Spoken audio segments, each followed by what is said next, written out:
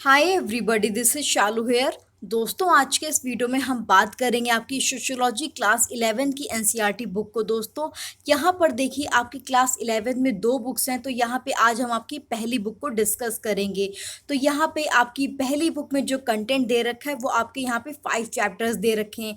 जो आपका पहला चैप्टर क्या है, सोशियोलॉजी एंड सोसाइटी। उसके बाद दूसरा चैप्टर आपका क्या है, terms concept and their use in sociology. Third chapter क्या है, अंडरस्टैंडिंग सोशल इंस्टीट्यूशन। उसके बाद चौथा आपका क्या है, कल्चर एंड सोशलाइजेशन। और उसके बाद पांचवा क्या है, डूइंग सोशियोलॉजी रिसर्च मैथड। तो यहाँ पे आपकी फर्स्ट बुक में आपकी 5 चैप्टर्स दे रखे हैं। तो यहाँ पे हम आपकी पहले फर्स्ट बुक को डिस्कस करेंगे। तो दोस्तों, यहाँ पर देखिए, जैसा कि आप जानते हैं कि जो आपकी एनसीईआरटी बुक है वो बहुत ही ज़्यादा इंपॉर्टेंट आपका रोल प्ले करती है आपकी प्रिपरेशन में। चाहे आप 11th क्लास में हैं या फिर आप इंटर कर रहे हो या फिर आप किसी एग्ज़ाम की तैयारी कर रहे हो, लाइक यूपीएससी हो गया, पीसीएस हो गया, तो उसके लिए भी आपका जो कॉन्सेप्ट है वो बहुत ही बेहतर तरीके से तैयार होना चाहिए। तभी आपको जो बड़ी बुक्स हैं, जो आपकी मतलब एडवांस बुक है, वो आपको बहुत ही बेहतर तरीके से समझ में आएंगी। तो यहाँ पे आप इसको एक तरह से नींव मान सकते हो। तो हमारी जैसे नींव अगर मजबूत होगी तो हमारी बिल्डिंग भी काफ़ी अच्छी बनेगी। तो यहाँ पे हमारी कोशिश यही है कि हम अपने जो यहाँ पे छोटे छोटे बेसिक्स कॉन्सेप्ट दे रखे हैं सोसाइटी के बारे में, उसको पहले एक बार अच्छे तरीके से देख लें, उसके आगे हम अपनी एडवांस बुक को देखें तो वो हमारे लिए ज़्यादा बेहतर होगा। तो यहाँ पर देखिए दोस्तों, आज हम बात करेंगे अपना हमारा जो पहला चैप्टर है किसके बारे में, सोशियोलॉजी एंड सोसाइटी के बारे में। तो दोस्तों, यहाँ पे हम सबसे पहले अपने इंट्रोडक्शन के बारे में बात करेंगे। जैसा कि देखिए, अगर आप स्टूडेंट हैं तो यहाँ पे आपके सामने बहुत सारे सुझाव रखे जाते हैं। तो यहाँ पे आपकी कम से कम यहाँ पे 4 सुझाव दे रखे, तो यहाँ पे हम एक एक करके इसको डिस्कस करेंगे। देखिए, यहाँ पे पहला सुझाव क्या इन्होंने एडवाइस दी है, study hard and you will do well in life, right. यहाँ पे देखिए लिखा हुआ है। यहाँ पे इसका मतलब ये हुआ कि अगर आप मेहनत से पढ़ाई करोगे तो आप जीवन में सफलता पाओगे। तो यहाँ पे पहला इनका सजेशन ये है। उसके बाद इनकी दूसरी एडवाइस यहाँ पे क्या है, if you do subject or set of subject you will have a better chance or getting a good job in the future. इसका मीन्स यहाँ पे ये हुआ कि आपको ऐसा सब्जेक्ट चुनना है जो कि आपके भविष्य में आपको एक अच्छी जो नौकरी होती है उसको यहाँ पे पाने की ज़्यादा संभावना हो। ठीक है। उसके बाद यहाँ पे जो इनकी तीसरी एडवाइस है, तीसरी एडवाइस यहाँ पे क्या है कि अगर आप लड़का हैं तो आपको क्या चुनना चाहिए, साइंस चुननी चाहिए, और आप लड़की हैं तो आपको आर्ट चुनना चाहिए। तो यहाँ पे इनकी तीसरी एडवाइस यहाँ पे ये है। उसके बाद चौथी एडवाइस यहाँ पे ये है कि यहाँ पे देखिए कैसा कि अभी यहाँ पे सरकमस्टांसेस की बात आ गई कि अगर आपके परिवार को आपकी नौकरी की बहुत ज़्यादा आवश्यकता है तो आपको ऐसा चीज़ नहीं चुननी चाहिए जिसमें आपके बहुत ज़्यादा टाइम लग रहा है उस चीज़ को करने में, यानी कि क्योंकि पढ़ाई करने में काफ़ी टाइम लगता है। तो आप ऐसी चीज़ को ना चुनें जिसमें कि काफ़ी ज़्यादा समय लग रहा है। उसके बाद यहाँ पे पांचवी बात ये कही गई कि देखिए, आपका जो फैमिली बिजनेस, अगर आपका परिवार का कोई व्यवसाय है उसमें आपको कार्य करना है तो आपको यहाँ पे इतने सब्जेक्ट्स पढ़ने की क्या ज़रूरत है, आप क्यों इतनी इच्छा रख रहे हो। तो यहाँ पे देखिए इन्होंने आपके कम से कम 5 एडवाइजेस दी हुई हैं। तो यहाँ पे हम एक एक करके सारे आपके एडवाइजेस को डिस्कस करेंगे कि किस तरह से यहाँ पे जो आपका एक इंडिविजुअल के साथ साथ जो सोसाइटी वो भी आपका कितना इम्पैक्ट करती है, कितना इन्फ्लुएंस होता है आपकी लाइफ पे। तो यहाँ पे देखिए, जो आपका पहला यहाँ पे जो सजेशन था उसमें क्या था कि अगर आप मेहनत करोगे, ठीक है, तो आप जीवन में सफलता पाओगे। यानी कि देखिए, यदि आप मेहनत बहुत ही हार्ड वर्क करोगे तो यहाँ पे जो पूरा आपका दामोदार है, यानी कि जो पूरा एक किसके ऊपर आ गया, पूरी बात इंडिविजुअल के ऊपर आ गई। लेकिन अगर आप यहाँ पे ध्यान से देखेंगे तो यहाँ पे जैसा कि मैंने भी देखा है, तो यहाँ पे देखिए, अगर आप कोई चीज़ की तैयारी कर रहे हो, ठीक है, बहुत ज़्यादा उस चीज़ के लिए प्रिपरेशन कर रहे हो, पर आप क्या कर रहे हो, सिर्फ उसका जो 50% है वो सिर्फ आपके हाथ में, पूरी जो आपकी कि पूरी आपको पूरी तरह से सफलता मिलेगी वो पूरी बात आपके हाथ में नहीं है। आप सिर्फ इसका 50% कंट्रोल करते हो। जैसे कि आप देखिए, फॉर एग्जांपल ले लीजिए, आप आईएएस का एग्ज़ाम ले लीजिए। अगर आपने प्री क्लियर किया है, मेंस क्लियर किया है, उसके बाद आप इंटरव्यू में गए, ठीक है, आपसे कुछ गलत हो गया या सामने वाले का मूड नहीं था, कुछ खराब था, तो यहाँ पे उन्होंने आपको कम मार्क्स दे दिए। आपने तो अपनी तरफ से पूरी मेहनत करी, लेकिन सामने वाले का कुछ मूड खराब है तो उसमें आपका आप उसको कंट्रोल नहीं कर सकते हो ना, वो चीज़ आपके हाथ में नहीं है। तो यहाँ पे जो पहली एडवाइस, ठीक है, ये तो गलत ही हो गया। ज़रूरी है कि आप मेहनत करेंगे तो आप आगे बढ़ेंगे, लेकिन यहाँ पे ये भी ज़रूरी है देखना कि आपका जो समाज आपसे जुड़ा हुआ है, वो भी आपको कितना इन्फ्लुएंस करता है। उसके बाद देखिए हम जो सेकंड एडवाइस है, वहाँ पे जब बात करेंगे, तो यहाँ पे देखिए जो आपकी सेकंड एडवाइस यहाँ पे दे रखी, second advice apart from your individual effort there is a job market, ठीक है? जैसा कि इन्होंने यहाँ पे अभी कहा भी था कि आप ऐसा सब्जेक्ट चूज़ करो जिससे कि आपकी आगे जो नौकरी मिलने की संभावना काफ़ी ज़्यादा होगी। तो अब देखिए कैसा है कि आपने अगर कोई सब्जेक्ट चूज़ किया, जैसे आप देखिए बहुत सारे लोगों ने इस टाइम पे उसके पहले क्या किया था, बीटेक किया था, ठीक है? बीटेक किया था, तो अभी कैसा है कि अभी सब लोग बहुत ही बेरोज़गार घूम रहे हैं क्योंकि अभी उसका बाज़ार नहीं है, ठीक है? उसका बाज़ार नहीं है, तो इसके लिए हमें क्या करना पड़ता है, जो हमारा बाज़ार होता है, जो हमारी मार्केट होती है, जॉब मार्केट होती है, वो यहाँ पे डिसाइड करती है कि किसमें आपको अवसर मिलेंगे। तो ये बहुत ही ज़्यादा इम्पोर्टेंट है। अभी तो आप देखिए कि कोविड का टाइम चल रहा है, तो अभी कैसा हुआ कि सभी लोग अपने घर में बैठे हुए हैं। तो कैसा है कि अभी जितनी भी चीज़ें जो आपकी पढ़ाई-लिखाई है, वो सभी ऑनलाइन शुरू हो गई है। तो यहाँ पे देखिए कैसे चीज़ें इधर से घूम जाती। जैसे देखिए अभी कैसा था, सब कुछ ऑफ़लाइन लोग पढ़ा रहे थे। अभी क्या हो गया, एकदम से जो मार्केट है वो पूरी चेंज हो गई। अब सब कोई यूट्यूब पे पढ़ा रहा है, सब कोई ऑनलाइन आकर के पढ़ा रहा है। आपने चाहे देखा होगा कि आप यूट्यूब जब भी खोलते हो तो आपको यहाँ पे तरह-तरह के एड्स दिखना शुरू हो जाते हैं कि वो सभी अब एड्स के थ्रू यहाँ पे बताने की कोशिश कर रहे हैं, क्योंकि यहाँ पे अब मार्केट जो है बहुत ही बढ़ गया है। अब आपको यहाँ पे चूज़ करना होगा कि यहाँ पे आपको किसका समझ में आ रहा है, किसका नहीं आ रहा है। तो यहाँ पे आपको नौकरी के बाज़ार की यही बात करी गई है, ठीक है? आप कोई भी चीज़ पढ़ाना चाहते हैं, कोई भी सब्जेक्ट है, वो यहाँ पे ये मतलब नहीं है कि कौन-सा सब्जेक्ट है, यहाँ पे ये देखना ज़रूरी है कि वो आपकी मार्केट है कि नहीं है। अगर आप देखिए अभी आप घर में अगर बैठे हुए हो, आपको कहीं पे भी कुछ नहीं मिल रहा है, अब ठीक है, तो यहाँ पे भी प्रॉब्लम होगा। इसीलिए लोग क्या कर रहे हैं, ऑनलाइन आकर के चीज़ों को पढ़ा रहे हैं, तो यहाँ पे ये आपको थोड़ा समझना ज़रूरी है। उसके बाद देखिए जो आपका तीसरी और चौथी इन्होंने एडवाइस दी थी, तीसरी एडवाइस क्या थी कि जो यहाँ पे लड़के के बारे में थी कि यहाँ पे देखिए जो लड़का है उसको साइंस लेनी चाहिए और लड़की को आपके आर्ट्स लेनी चाहिए। अब अगर किसी लड़की का मन है, क्योंकि लड़की को यहाँ पे कमज़ोर समझा गया कि वो कैसे इतना भारी भरकम साइंस और मैथ्स करेगी, लाइक इस तरह की सोच वोच रखते हैं। और दूसरी यहाँ पे उनके फ्यूचर को लेके होता है कि तुम चलो इंटर कर लो, ग्रेजुएशन कर लो, उसके बाद तुम्हें शादी करनी, तुम्हें दूसरे के घर जाना है, तो तुम्हें इतना पढ़ने लिखने की क्या ज़रूरत है। लेकिन अभी तो ये वैसे बहुत सारे जो पैtriarchy हमारी सोसाइटी है, वो इस तरह की सोच रखते हैं। लेकिन अगर आप देखिए लॉन्ग टर्म के बारे में सोचेंगे तो ये इतना मुश्किल है थोड़ा-सा ना, क्योंकि अभी सोसाइटी चेंज हो रही, लोगों की धीरे-धीरे सोच चेंज हो रही कि हमें लड़कियों को भी पढ़ाना चाहिए और लड़कियों को भी आगे बढ़ाना चाहिए। तो यहाँ पे वैसे बहुत सारे लोग ऐसा सोचते हैं, क्योंकि देखिए अगर किसी लड़के ने गलती से भी आर्ट्स ले लिया तो पता नहीं उसको किस नज़र से देखते हैं वो लोग। तो यहाँ पे ये थोड़ा-सा इम्पोर्टेंट फैक्टर है कि यहाँ पे लड़के को यहाँ पे साइंस लेनी है और यहाँ पे लड़की को आपके आर्ट्स लेनी है, ठीक है? तो यहाँ पे ये काफ़ी इंपॉर्टेंट है।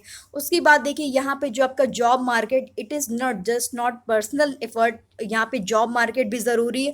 उसके साथ-साथ देखिए यहाँ पे जेंडर की भी बात हो गई है, ठीक है? जेंडर की भी बात होगी और आपका सोशल फैमिली बैकग्राउंड, यानी कि आप देखिए यहाँ पे जो तीसरा और चौथा हमारा पॉइंट था वो क्या था कि देखिए जैसे कि आपके परिवार को आपकी बहुत ज़्यादा नौकरी की आवश्यकता, जैसे आपका क्या हो गया, बहुत ज़्यादा आपके परिवार में फाइनेंशियल क्राइसिस आ गए, या फिर आप देखिए बहुत ज़्यादा गरीबी हो गई, या फिर किसी की डेथ हो गई किसी पर्सन की, तो यहाँ पे आपके पास अपनी पढ़ाई को छोड़ कर के यहाँ पे काम करना ज़रूरी कुछ, क्योंकि आपको देखिए अपना जीवन चलाना, उसके लिए आपको 2 वक़्त की रोटी तो चाहिए ना, ठीक है? तो यहाँ पे वही बात करेंगे कि जेंडर के साथ-साथ जो आपका फैमिली और सोशल बैकग्राउंड है वो भी काफ़ी मैटर करता है।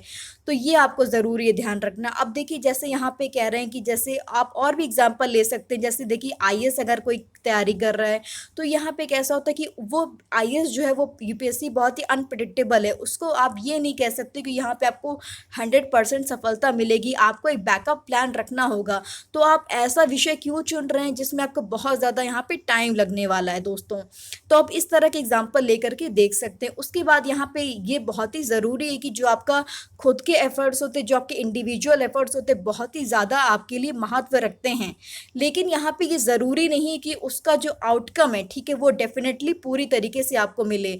तो ये मैंने बात आपको पहले ही बताई है, तो इसको ज़रूर ध्यान रखिए। उसके बाद देखिए यहाँ पे जो आपके सोशल फैक्टर्स होते हैं, जैसे कि जॉब मार्केट हो गई, नौकरी का बाज़ार है कि नहीं है, और आपका जो सोशियो इकोनॉमिक बैकग्राउंड होता है, आप किस जेंडर, आप लड़की हैं, लड़का हैं, क्योंकि यहाँ पे देखिए लड़की-लड़का का मैटर भी बहुत ज़्यादा होता है। क्योंकि लड़के जो होते हैं अगर वो कुछ भी करना चाहते तो आसानी से मोस्टली मतलब कि 100 में से 90% लोगों को बाहर पढ़ने के लिए भेज देते, लेकिन लड़कियों के साथ ऐसा नहीं होता है। इन मतलब कि अगर वो बगावत करेंगी तब तो वो चली ही जाएंगी, लेकिन अब बगावत बहुत ही कम लोग कर पाते, बहुत कम लोग में यहाँ पे इतनी हिम्मत होती है। तो यहाँ पे हम लोग जनरल की एक बात कर रहे हैं कि बहुत ही कम लोग बगावत करके जा पाते हैं। तो यहाँ पे जेंडर भी बहुत ही इंपॉर्टेंट फैक्टर रखता है।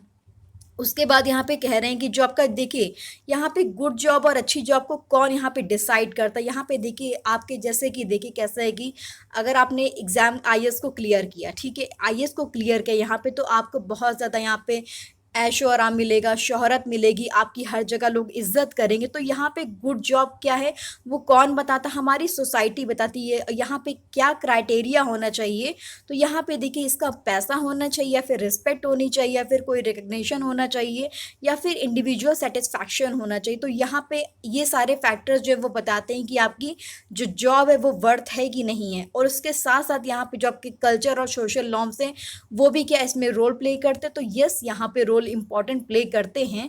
जैसे कि मैंने जैसा कि बताया कि अगर आप आईएएस बन जाते हो, ठीक है, तो वहाँ पे आपको बहुत ज़्यादा एक रिस्पेक्ट मिलती है। और उसी जगह पे अगर आप चपरासी बनते हो तो वहाँ पे आपको रिस्पेक्ट नहीं मिलती है। जैसे कि आप किसी आईएएस के ऑफिस में जाएंगे तो वहाँ पे देखिए जो आपका चपरासी होता है वहाँ पे वो बैठा होता है। अगर किसी पर्सन को आईएएस ऑफिसर से मिलने जाना होता तो यहाँ पे वो पैसे भी दे देते हैं, ठीक है। तो यहाँ पे वो चपरासी जो है वो आईएएस से ज़्यादा कमा रहा है, ठीक है, लेकिन उसके पास क्या उतनी रिस्पेक्ट नहीं जितनी कि उस आईएएस के बंदे के पास है। तो यहाँ पे ये इंपॉर्टेंट है। और ये सारा किसने डिसाइड किया, ये हमारा सोसाइटी ने डिसाइड किया है कि यहाँ पे आपके चपरासी को कम यहाँ पे रिस्पेक्ट दी जाएगी और एक जो आईएएस ऑफिसर होगा उसको यहाँ पे ज़्यादा रिस्पेक्ट दी जाएगी। इसीलिए यहाँ पे देखिए आप देखेंगे कि हर कोई आजकल यूपीएससी की प्रिपरेशन कर रहा है, या फिर बैंक की तैयारी कर रहा है, या फिर एसएससी की तैयारी कर रहा है। तो ये सारी चीज़ें किसने बताई करके, ये सभी सारी चीज़ें हमको सोसाइटी ने बताई है कि कौन सी चीज़ आपकी अच्छी है, कौन सी चीज़ आपकी बुरी है। उसके बाद यहाँ पे देखिए दूसरी बात यहाँ पे लिखी कि द इंडिविजुअल स्टूडेंट मस्ट, मतलब यहाँ पे जो आपके स्टूडेंट होते हैं उनको यहाँ पे ज़रूर मेहनत करनी चाहिए। जो आपका लड़का है लड़की है उसको यहाँ पे काफ़ी मेहनत करनी चाहिए, लेकिन यहाँ पे जो आपका पूरा जो आपका मैटर है ना, ठीक है, जो आपका पूरा होल सेट है, जो आपका सोसाइटल फैक्टर है वो आपका स्ट्रक्चर करता है। जैसे कि देखिए जॉब मार्केट जो होती है वो आपकी डिफाइन करती है नीड्स ऑफ द इकोनॉमी को, ठीक है, नीड्स ऑफ द इकोनॉमी के। उसके बाद यहाँ पे देखिए जो हमारी इकोनॉमी होती है, ठीक है, जब हमारी इकॉनमी होती है वो अगेन डिटरमाइन होती है आपकी इकोनॉमिक और पॉलिटिकल पॉलिसीज़ में। अभी देखिए कैसा है कि देखिए जो गवर्नमेंट होती है हमारी वो यहाँ पे देखिए जिस तरह की आपकी पॉलिसीज़ को बनाएगी, जिस तरह के वो रोज़गार उपलब्ध कराएगी, उसी तरह की यहाँ पे जॉब मार्केट होगी। और हमारी जो पॉलिसीज़ होती है उससे हमारी इकनॉमी पता चलती है, ठीक है। और उसके बाद यहाँ पे देखिए लिखा हुआ है कि the chances of the individual student, जो आपके चांसेस होते हैं एक इंडिविजुअल स्टूडेंट के, वो दोनों ही इफेक्ट करते हैं आपकी किस में, आपके ब्रॉडर पॉलिटिकल और इकोनॉमिक मेजर से। और उसके साथ ही साथ यहाँ पे जो उसका सोशल बैकग्राउंड है, उस चाहे वो पर्सन लड़का है या लड़की है, उसकी फैमिली का जो सोशल बैकग्राउंड है वो भी काफ़ी ज़्यादा इसमें मैटर करता है। तो यहाँ पे जैसे कि मैंने आपको बताया कि अगर आप यहाँ पे देखिए आप अपने आप को खुद को मान लीजिए यहाँ पे आप तैयारी कर रहे हो, ठीक है, अगर आपके देखिए जिस चीज़ की आप तैयारी कर रहे हो वहाँ पे अगर आपको जॉब मार्केट ही नहीं है, अब जो आपकी देखिए गवर्नमेंट अगर जॉब निकालेगी नहीं, आपको अगर नौकरी मिलेगी नहीं तो किस तरह से चलेगा। तो यहाँ पे जो गवर्नमेंट की पॉलिसीज़ है वो भी काफ़ी मैटर करती है, उसके साथ आपका जो इकोनॉमिक मेजर है वो भी काफ़ी मैटर करता है, और उसके साथ ही साथ जो आपका फैमिली बैकग्राउंड है यानी कि सोशल बैकग्राउंड है वो भी काफ़ी मैटर करता है। तो यहाँ पे यही हमें देखना है। उसके बाद यहाँ पर जो आपकी सोशियोलॉजी है वो आपकी स्टडी करती है ह्यूमन सोसाइटी को कि वो किस तरह से पूरी तरह से इंटरकनेक्टेड है पूरी तरह से, एंड हाउ सोसाइटी इंडिविजुअल जो आपका एक आदमी होता है और किस तरह से जो आपका इंडिविजुअल होता है और जो आपकी पूरी सोसाइटी वो किस तरह से एक दूसरे से कनेक्टेड है। दोस्तों अब देखिए यहाँ पे एक इम्पॉर्टेंट बात ये कही गई है कि यहाँ पे देखिए जैसे आपने अगर आप 12th क्लास में पढ़ते हैं या फिर 11th क्लास में पढ़ते हैं तो यहाँ पे आपसे क्या बोला जाता है कि देखिए अगर आपको साइंस लेनी है, कॉमर्स लेनी है, ये सब आपके पहले क्या होता था कि पर्सनल इशू होते थे, लेकिन धीरे धीरे क्या हुआ कि आपको देखना पड़ेगा कि यहाँ पे आपको ये जो आप सब्जेक्ट चूज़ कर रहे हो, आप साइंस चूज़ कर रहे हो, इसका आगे चल के स्कोप है कि नहीं है, ठीक है। ये सारी चीज़ों को आपको देखना पड़ता है तभी जा करके आप उस सब्जेक्ट को लेते हो। तो यहाँ पे जैसा कि आज करके जनरल पेरेंट्स बोलते हैं कि अगर आपका मतलब ट्रेडिशनली कैसा चलता है कि आपका देखिए साइंस ले लो तो साइंस चल के यहाँ पे आगे आगे चल के आपको बहुत सारे यहाँ पे जॉब के ऑफर मिल जाएंगे। अगर आप आर्ट्स लोगे तो आपके जो ऑप्शंस होंगे वो लिमिटेड होंगे। तो इस तरह की यहाँ पे सोच चलती है। जैसे कि आपने देखा भी होगा कि आपको काउंसलिंग लेनी पड़ती है, मतलब कि आपको किस तरह का सब्जेक्ट चूज़ करना है नहीं करना है। तो पहले ये आपकी पर्सनल वरी थी, ठीक है, ये पहले आपकी एक खुद की चिंता थी कि हमें कौन सा एक सब्जेक्ट चूज़ करना है नहीं करना। अब यहाँ पे देखिए ये हमारा जो एक टॉपिक है, यहाँ पे ये इशू है बहुत ही ब्रॉडर हो गया, यानी कि अब ये आपका पर्सनल इशू ना रह करके पब्लिक इशू बन चुका है, जो कि आपके बहुत सारे जो स्टूडेंट है उसको मतलब एक तरह से कलेक्टिवली इसको अफेक्ट कर रहा है दोस्तों। तो यहाँ पे सोशियोलॉजी इसमें यहाँ पे यही डिस्कस करेंगे कि हमारा देखिए जो सोशियोलॉजी किस तरह से जो आपकी पर्सनल इशू है वो और आपकी पब्लिक इशू बन जाती है। अब जैसे यहाँ पे देखिए जैसे आपके घर में बिजली आ रही, ठीक है, बिजली नहीं आ रही, सॉरी, बिजली नहीं आ रही थी, वो आपकी पर्सनल प्रॉब्लम है कि आपके लाइट में कुछ प्रॉब्लम हो गया है। पर अगर सभी के घर में वो लाइट नहीं आ रही तो वो क्या हो गया, आपका पब्लिक प्रॉब्लम हो गया है। ठीक है, आपके घर में पानी आ रहा है, ठीक है, तो बहुत अच्छी बात है। उसके बाद अगर नहीं आ रहा पानी, आपके घर में पानी नहीं आ रहा तो आपकी मोटर में कुछ प्रॉब्लम है। लेकिन अगर सबके घर में पानी नहीं आ रहा तो यहाँ पे पाइपलाइन में प्रॉब्लम है। तो यहाँ पे ये सब क्या हो गया, आपका पब्लिक इशू हो गया। पहले आपका क्या था, ये पर्सनल इशू था, उसके बाद धीरे धीरे आपका क्या हो गया, ये पब्लिक इशू हो गया। तो यहाँ पे हम सोसाइटी में सोशियोलॉजी में आपके इसी बारे में बात करेंगे कि आपको कौन सा आपका पर्सनल इशू है और कौन सा आपका पब्लिक इशू है। तो ये हम सारी चीज़ों को यहाँ पे देखेंगे। उसके बाद यहाँ पे देखिए बात करी गई है कि यहाँ पे जो आपके हम डिस्कस करेंगे कि गुड जॉब क्या होती है। जैसे कि मैंने आपको बताया कि आप कहीं पर भी अगर जॉब करते हैं, जैसे कि आप कहीं पार्क में खेलने जा रहे हैं, किसी ऑफिस में आप काम कर रहे हैं, तो यहाँ पे सभी चीज़ें आपके ये सारे फैक्टर्स जो आपके देखिए इंडिविजुअल जो होता है, ठीक है, उसमें आपके जो नेबरहुड हो गया, कम्युनिटी हो गई, आप किस कास्ट में और किस ट्राइब से बिलोंग कर रहे हैं और क्या आपका प्रोफेशनल सर्किल है, तो ये सारी चीज़ें आपके मतलब एक तरह से आपको काफ़ी प्रभावित करती, इन्फ्लुएंस करती हैं। उसके बाद यहाँ पे जो आपका सेकेंड है इस चैप्टर में, अब देखिए यहाँ पे क्या है कि हम लोग आगे जो जो चीज़ें को डिस्कस करेंगे वो सारी चीज़ें यहाँ पे दे रखी हैं। इंट्रोडक्शन में हमने आपको क्या बताया कि यहाँ पे इन्होंने सुझाव दिए थे और उसके बाद यहाँ पे इन्होंने आपके पब्लिक और आपकी पर्सनल इशू की बात करी है, ठीक है। तो यहाँ पे इस चीज़ को हम देखेंगे। उसके बाद यहाँ पे जो इंडिविजुअल है मॉडर्न टाइम्स में वो belongs to more than equal society, और यहाँ पे किस तरह से हमारी जो सोसाइटी वो आपकी इनइक्वल है। उसके बाद यहाँ पे जो आपकी थर्ड यहाँ पे इंट्रोड्यूस करेंगे, देखिए जो आपकी सोशियोलॉजी होती है वो काफ़ी ज़्यादा डिफरेंट है, यानी कि distinct from philosophical and religious reflection. जैसे कि देखिए कैसा होता है कि कोई हम अगर चीज़ को देखते हैं, यहाँ पे देखिए हम यहाँ पे सोशियोलॉजी में कैसा है कि हम लोग इसको नॉर्मल सेंस में नहीं देखते, नॉर्मल कॉमन सेंस में नहीं देखते, जो हमारे रोज़मर्रा में चीज़ें हो रही होती हैं। हमारा ऑब्जर्वेशन, अगर कोई सोशियोलॉजिस्ट उस चीज़ को देख रहा है तो उसका ऑब्जर्वेशन समाज को लेकर के काफ़ी अलग तरीके से होगा, वो चीज़ों को काफ़ी अलग तरीके से देखेगा, ठीक है। तो यहाँ पे ये चीज़ की बात करी गई है। उसके बाद यहाँ पे जो चौथी बात है वो यहाँ पे ये करी गई, जब हम सोसाइटी के बारे में बात करेंगे तो हम उसके हिस्टोरिकल जो बैकग्राउंड है, ठीक है, उसको देखेंगे किस तरह से जो आपके इंटेलेक्चुअल आइडियाज़ थे, आपके जो मटेरियल कंटेक्स्ट थे, वो आपके देखिए जो सोशियोलॉजी है वो किस तरह से ग्रो हुई, राइट। जो यहाँ पे देखिए आपके मटेरियल डेवलपमेंट है, ये सारी जो आपकी सोच थी वो कहाँ से आई, आपकी वेस्टर्न में आपकी शुरू हुई थी, लेकिन इसका जो प्रभाव था वो आपके ग्लोबल कॉन्स्टिट्यूशंस में हुआ था। अब देखिए समाज कोई भारत में तो है नहीं, समाज तो हर जगह पे है। तो यहाँ पे धीरे धीरे करके यहाँ पे जो वेस्टर्न से यहाँ पे आपका जो भारत में आपकी सोशियोलॉजी आई थी। उसके बाद यहाँ पे देखिए क्या बात कह रहे हैं कि देखिए जैसे आपकी एक तरह से जीवनी होती, किसी भी पर्सन की कोई जीवनी होती, उसी तरीके से एक सब्जेक्ट की भी जीवनी होती है। उसके लिए हमें उसकी जो हिस्ट्री है उसको यहाँ पे समझना होगा कि उसकी क्या यहाँ पे डिसिप्लिन थी, और यहाँ पे फाइनली हम देखेंगे कि यहाँ पे जो इसका स्कोप है सोशियोलॉजी का और किस तरह से ये अलग अलग तरीके से यहाँ पे जो अदर डिसिप्लिन है उसको यहाँ पे हम डिस्कस करेंगे दोस्तों। तो यहाँ पे आज हमने आपकी काफ़ी सारी चीज़ों को डिस्कस किया, उम्मीद है कि यहाँ पे आपको कुछ सीखने को मिला होगा। नेक्स्ट यहाँ पे दोस्तों हम बात करेंगे यहाँ पे इसके जो सोशल इमेजिनेशन है इसको हम लोग नेक्स्ट वीडियो में कल के डिस्कस करेंगे, यहाँ पे कि क्या आपका पर्सनल जो प्रॉब्लम होती है और क्या आपका पब्लिक इश्यू होता है इसके बारे में डिस्कस करेंगे। तो अगर आपको ये वीडियो पसंद आया तो प्लीज़ मुझे कमेंट सेक्शन में ज़रूर बताइए कि आपको वीडियो कैसा लगा। चाहे तो मैं इसके पीपीटी में इसको पढ़ा सकती थी, लेकिन यहाँ पे मैंने सोचा कि जो आपके क्लास 11th के बच्चे हैं तो वो आपके फर्स्ट टाइम अगर एनसीईआरटी बुक को पढ़ रहे हैं, क्योंकि अभी यहाँ पे कैसा है कि कोविड का टाइम टाइम चल रहा है तो ऑनलाइन क्लासेस होती हैं। अगर आपको कोई चीज़ नहीं समझ में आ रही तो यहाँ पे आप वीडियोस को देख सकते हो। तो यहाँ पे इसलिए मैंने यहाँ पे इसका स्क्रीनशॉट लेके यहाँ पे इस तरह से चीज़ों को बताया ताकि आपको आसानी से चीज़ें समझ में आ जाएं। फिर भी कोई डाउट या क्वेरी होते तो प्लीज़ आप मुझे ज़रूर बताएं कि आपको क्या चीज़ समझ में नहीं आई है। मुझे खुशी होगी कि मैं आपका डाउट क्लियर करूं। तो दोस्तों, अगर आपको वीडियो पसंद आए तो प्लीज़ अपने दोस्तों के साथ भी ज़रूर शेयर करिएगा, स्पेशली जो इंटर के बच्चे हैं, जो क्लास 11 के बच्चे हैं, तो प्लीज़ वो ज़रूर शेयर करिएगा। Thank you so much, keep learning.